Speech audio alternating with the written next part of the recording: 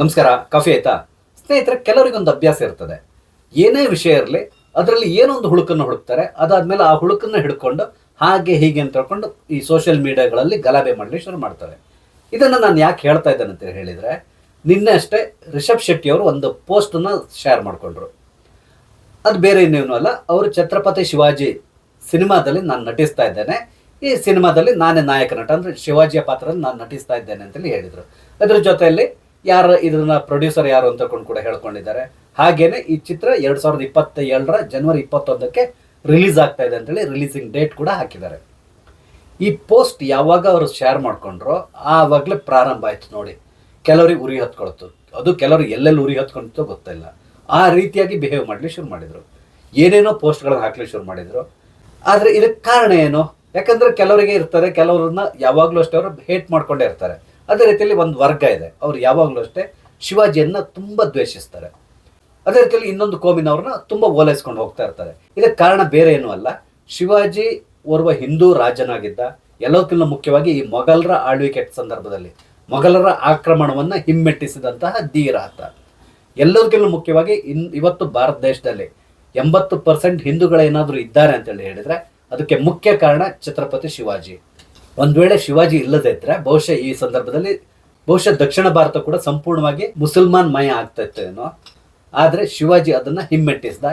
ಇದು ಕೆಲವರಿಗೆ ಆಗಿ ಬರಲ್ಲ. ಆತನನ್ನ ಹಿಂದೂ ಸಾಮ್ರಾಟ ಅಂತೇಳಿ ಹೇಳ್ತಾರೆ, ಇದನ್ನ ಇವರು ಒಪ್ಪಲ್ಲ. ಓಕೆ, ಈಗ ನಮ್ಮ ಕರ್ನಾಟಕದ ವಿಷಯಕ್ಕೆ ಬರೋದಾದ್ರೆ ರಿಷಬ್ ಶೆಟ್ಟಿಯನ್ನು ಯಾಕೆ ಇವರು ವಿರೋಧಿಸ್ತಾ ಇದ್ದಾರೆ ಅಂತ ಹೇಳ್ಕೊಂಡು ಹೇಳೋದಾದ್ರೆ, ಇದ್ರೆ ಇವರು ಕೆಲವರೆಲ್ಲ ಶೇರ್ ಮಾಡ್ಕೊಂಡಿರುವಂಥ ಪೋಸ್ಟ್ ನಾವು ನೋಡಿದ್ರೆ ಗೊತ್ತಾಗೋದು, ಆತ ಕರ್ನಾಟಕದ ಮೇಲೆ ಅಟ್ಯಾಕ್ ಮಾಡಿದ್ದ, ಶೃಂಗೇರಿ ಮೇಲೆ ಅಟ್ಯಾಕ್ ಮಾಡಿದ್ದ ಅಂತೇಳಿ ಈ ರೀತಿಯಲ್ಲಿ ಹೇಳ್ತಾ ಇದ್ದಾರೆ. ಒಂದು ನಿಮಗೆ ಗೊತ್ತಿರಬೇಕು, ಈ ಹಿಂದೆ ಅಂದ್ರೆ ಈ ರಾಜರ ಕಾಲದಲ್ಲಿ ಕರ್ನಾಟಕ ರಾಜ್ಯ ಅಂತಕೊಂಡು ಇರಲಿಲ್ಲ, ಕನ್ನಡಿಗರಿದ್ದಿದ್ರು.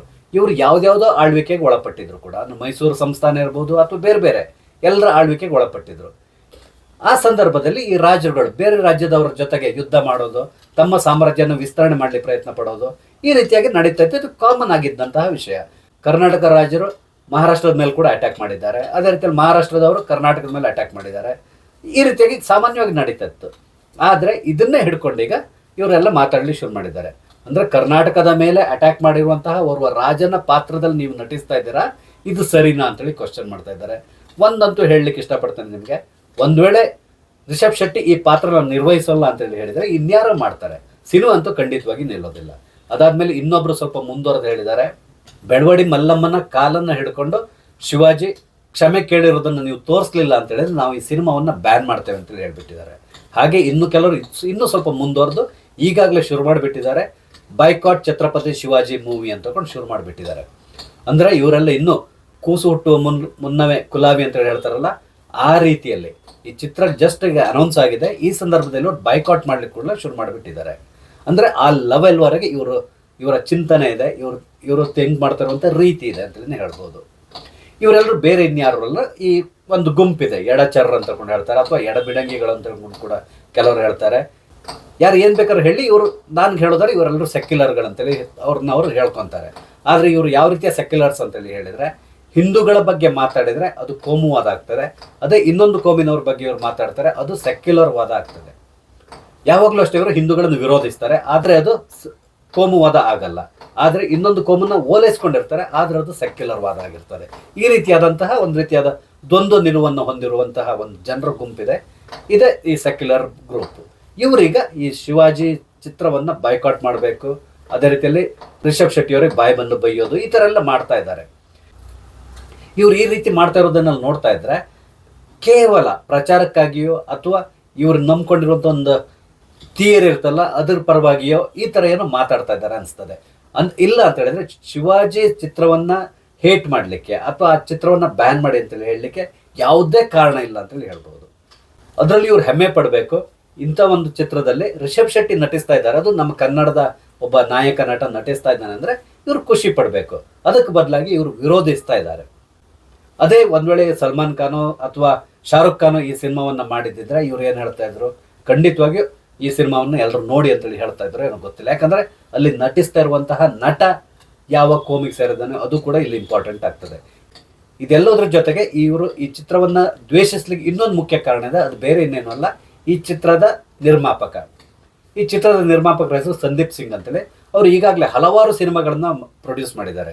ಅದರಲ್ಲಿ ಮುಖ್ಯವಾಗಿ ನಿಮ್ಗೆ ಹೇಳಬೇಕಂದ್ರೆ ಮೇರಿ ಕೋಮ್ ಮೂವಿಯನ್ನು ಮಾಡಿದ್ದಾರೆ, ಮೈ ಹೂ ಅಟಲ್ ಅಂದರೆ ವಾಜಪೇಯಿ ಅವ್ರ ಬಗ್ಗೆ ಒಂದು ಸಿನಿಮಾವನ್ನು ಮಾಡಿದ್ದಾರೆ, ಅದೇ ರೀತಿಯಲ್ಲಿ ಮೋದಿ ಬಗ್ಗೆ ಏನೋ ಒಂದು ಸಿನಿಮಾ ಮಾಡ್ತಾ ಇದ್ದಾರೆ.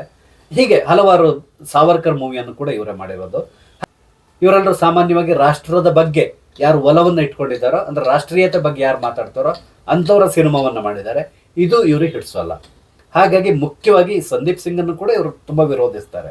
ಇದೆಲ್ಲದರ ಕಾರಣದಿಂದಾಗಿ ಛತ್ರಪತಿ ಶಿವಾಜಿ ಮೂವಿಯನ್ನು ಕೂಡ ಇವರೇ ಪ್ರೊಡ್ಯೂಸ್ ಮಾಡ್ತಾ ಇರೋದ್ರಿಂದ ಅದನ್ನು ಇವರು ಹೇಟ್ ಮಾಡಲಿಕ್ಕೆ ಶುರು ಮಾಡಿದ್ದಾರೆ.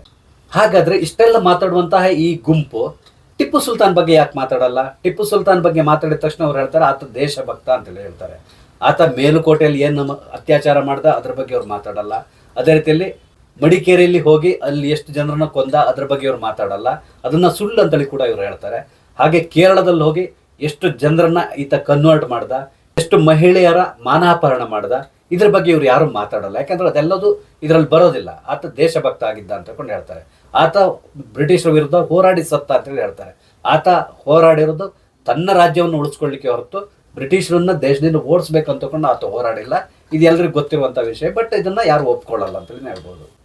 ಅದೇ ರೀತಿಯಲ್ಲಿ ಆತ ಎಷ್ಟೋ ದೇವಸ್ಥಾನಗಳನ್ನ ಧ್ವಂಸ ಮಾಡ್ದ, ಅದನ್ನ ಹೇಳಲ್ಲ. ಅದ್ರ ಬದಲಿಗೆ ಇವ್ರು ಏನು ಹೇಳ್ತಾರೆ ಅಂದ್ರೆ ಯಾವುದೋ ಕೆಲವು ದೇವಸ್ಥಾನಕ್ಕೆ ಆತ ಉಂಬಳಿ ಕೊಡ್ತಾ ಇದ್ದ ಅಂತ ಹೇಳ್ಕೊಂಡು ಹೇಳ್ತಾರೆ.